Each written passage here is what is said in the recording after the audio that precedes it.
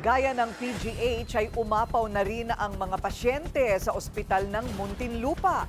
Karamihan daw sa mga ito tinamaan ng leptospirosis. Narito ang agenda report ni Pierre Pastor. Bukod sa PGH, nag-advise na rin ang ospital ng Muntinlupa na overcapacity na sila. 55 lang ang bed capacity nila sa emergency room pero umabot na sa 85 patients ang naroon. Ang bed capacity nila sa hospital admission 206 lamang pero umabot na ngayon sa 345. Dahil nga po doon sa matagal na pag-ulan, no? Opo. Opo, naipon po yung mga pasyente.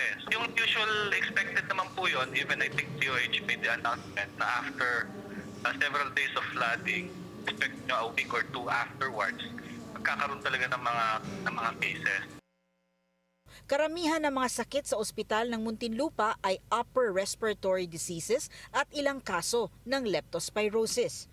Ayon kay Dr. Jimmy Evangelista, dumagsa ang mga pasyente nang bumuti ang panahon matapos mag-uulan nung nagdaang linggo. Bukod sa mga pasyente, ipinag-aalala rin ng pamunuan ng OSMU ang kalagayan ng mga hospital personnel na kakaunti lamang at hindi naman daw sila pwedeng tambakan ng trabaho.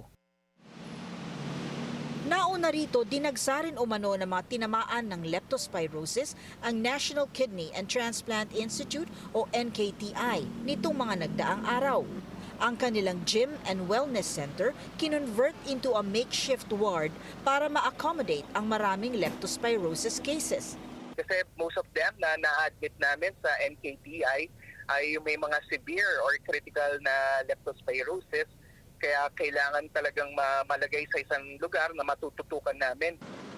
Sa linggong ito, nagtala raw ng 100 leptospirosis cases ang ER ng NKTI, pero may capacity lamang sila na 64 patients.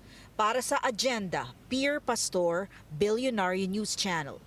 Manatiling nakatutok sa Billionario News Channel. Sumubaybay sa aming social media accounts at mag-subscribe sa aming YouTube channel para sa mga bago at eksklusibong balita.